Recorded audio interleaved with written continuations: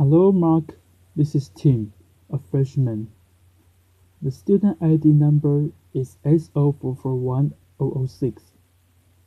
I'm going to do the recording assignment.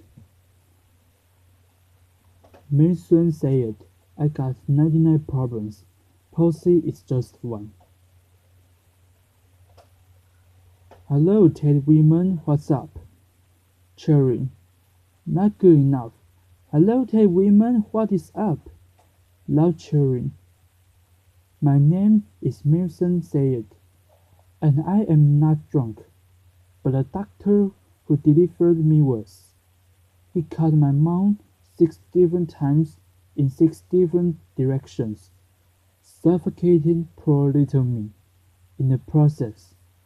As a result, I have cerebral palsy, which means I shake all the time. Look, it's exhausting. I'm like Shakir, Miss Muhammad Ali. Laughter.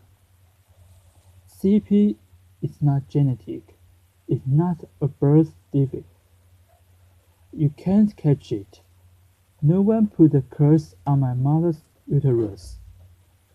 And I didn't get it because my parents are first cousins, which they are. Laughter. It only happens from accident, like what happened to me on my birthday. Now, I must warn you, I'm not inspirational. Laughter. And I don't want anyone in this room to feel bad for me, because at some point in your life, you have dreamed of being disabled. Come on a journey with me. It's Christmas Eve. You're at the mall. You are driving around in circles looking for parking. And what do you see? 16 empty handicapped spaces. Laughter. And you're like, God, can I just be a little disabled? Laughter. Also, I've got to tell you, I've got 99 problems, and palsy is just one. Laughter. If there was an Operation Olympics, I would win the gold medal. I'm Palestinian, Muslim, I'm female, I'm disabled, and I live in New Jersey. Laughter. A pause. If you don't feel better about yourself, maybe you should. Laughter. Cliffside Park, New Jersey is my hometown. I have always loved the fact that my hood and my affliction share the same initials.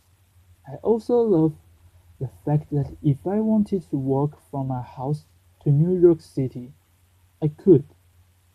A lot of people with CP don't walk, but my parents didn't believe in can't.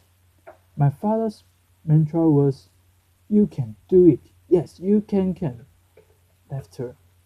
So, if my 3 older sisters were mopping, I was mopping.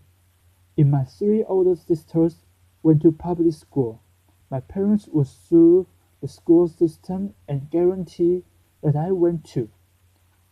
And if we didn't all get A's, we all got my mother's slipper. Laughter.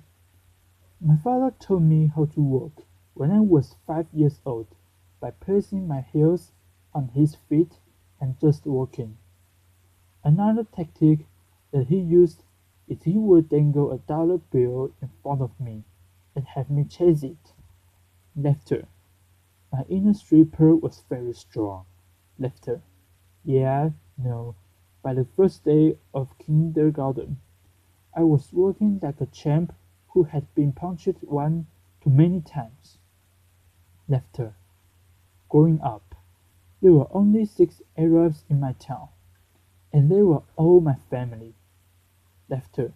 Now there are 20 Arabs in town, and they are still all my family. Laughter. A pause. This was before 9/11 and before politicians thought it was appropriate to use "I hate Muslims" as a campaign slogan. The people that I grew up with had no problem with my faith. They did, however, seemed very concerned that I would starve to death during Ramadan. I would explain to them that I have enough fat to live off for 3 whole months. So fasting from sunrise to sunset is a piece of cake. Laughter. I have tap danced on Broadway. Yeah, on Broadway. It's crazy. A pause. My parents couldn't afford physical therapy, so they sent me to dancing school. I learned how to dance in heels, which means I can walk in heels. And I'm from Jersey, and we are really concerned with being chic. So if my friends wore heels, so did I. And when my friends went and spent their summer vacations on the Jersey Shore, I did not. I spent my summers in a war zone because my parents were afraid that if we didn't go back to Palestine every single summer, we'd grow up to be Madonna. Laughter. Summer vacations often consist of my father trying to heal me, so I drank deer's milk, I had hot cups on my back, I was dunked in the Dead Sea, and I remember the water burning my eyes and thinking, it's working, it's working. Laughter. But one miracle cure we did find was yoga. I have to tell you, it's very boring. But before I did yoga, I was a stand-up comedian who can't stand up. And now I can stand on my head. My parents reinforced this notion that I could do anything, that no dream was impossible, and my dream was to be in a daytime soap opera, General Hospital. Laughter. I went to college during affirmative action and got a sweet scholarship to ASU, Arizona, Arizona State University, because I fit every single quota. Laughter. I was like the pet lemur of the theater department. Everybody loved me. I did all the less than intelligent kids' homework. I got A's in all of my classes. A's in all of their classes. Laughter. Every time I did a scene from the class menagerie, my professors would weep, but I never got cast. Finally, my senior year, ASU decided to do a show called They Dance Real Slow in Jackson. It's a play about a girl with CP. I was a girl with CP, so I started shouting from the rooftops. I'm finally going to get a part. I have cerebral palsy. Free at last, free at last. Thank God Almighty, I'm free at last. I didn't get a part. Laughter. Sherry Brown got a part. I went racing to the head of the theater department, crying hysterically, like someone shot my cat, to ask her why. And she said it was because they didn't think I could do the stunt. I said, excuse me, if I can do the stunt, neither can a character. Laughter. A pause. This was a part that I was literally born to play. They gave it to a non-palsy actress. College was imitating life. Hollywood has a sordid history of casting able-bodied actors to play disabled on screen. Upon guarantee, I moved back home, and my first acting gig was as an extra on a daytime soap opera. My dream was coming true, and I knew that I would be promoted from diner to wacky best friend in no time after. But instead, I remained a glorified piece of furniture that you could only recognize from the back of my head, and it becomes clear to me that casting directors didn't hire fluffy, ethnic, disabled actors. They only hired perfect people, but there were exceptions to the rule. I grew up watching Whoopi Goldberg, Roseanne Barr, Ellen, and all of these women had one thing in common: they were comedians. So I became a comic. Laughter. A pause. I've performed in clubs all over America, and I've also performed in Arabic in the Middle East, uncensored and uncovered. Laughter. Some people say I'm the first stand-up comic in the Arab world. I never like to claim first, but I do know that they never heard that nasty little rumor that women are funny, and they find us hyster- hysterical. Laughter. In 2003, my brother from another mother and father Dean Obidala and I started the New York Arab American Comedy Festival. Now in its 10th year, our goal was to change the negative image of Arab Americans in media. We are also reminding casting directors that South Asian and Arab are not synonymous. Laughter. Mainstream Arabs are much easier than conquering the challenge against the stigma against disability.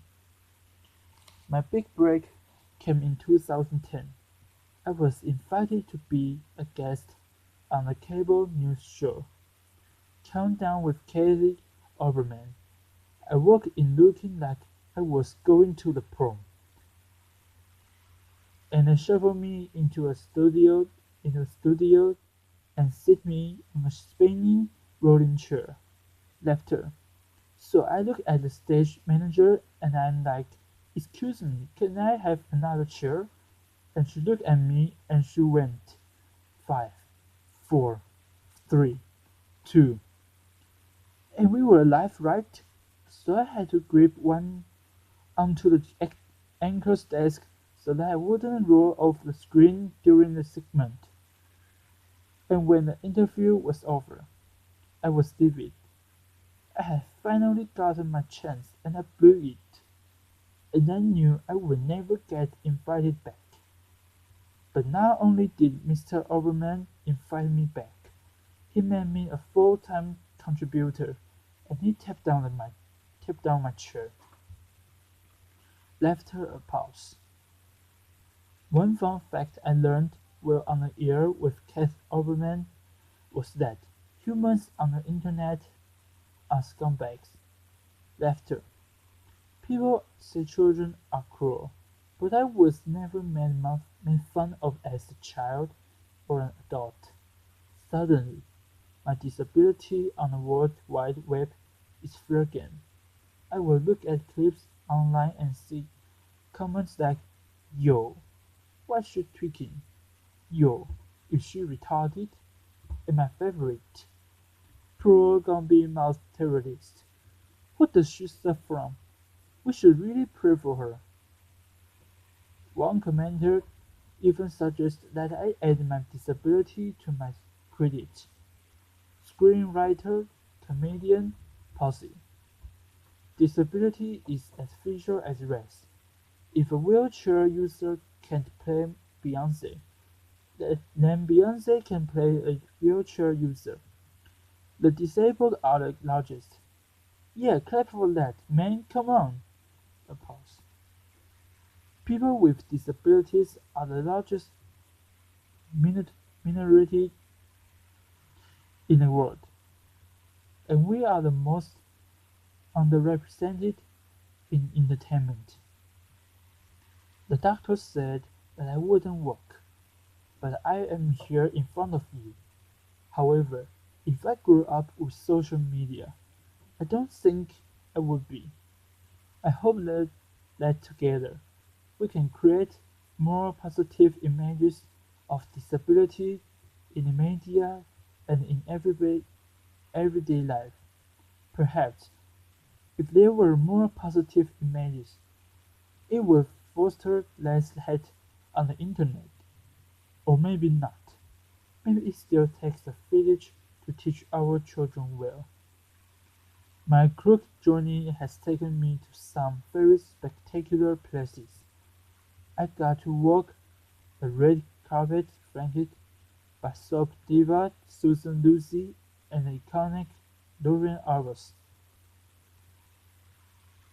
I got to act in a movie with Adam Sandler and work with my idol, the amazing Dave Matthews. I toured the world as a headliner on Arabs Gone Wild. I was a delegate representing the great state of New Jersey at the 2008 DNC, and I founded Maysoon Kids, a charity that hopes to give Palestinian refugee children a sliver of the chance my parents gave me. But the one moment that stands out the most was when I got, before this moment, laughter, a pause. But the one moment that stands out the most was when I got to perform for the man who floats like a butterfly and stings like a bee, has Parkinson's and shakes just like me. Muhammad Ali. A pause. A pause and it was the only time that my father ever saw me perform live, and I dedicate this talk to his memory. Ahaya Yaba. My name is Mason Zayid. If I can, you can. Cheering.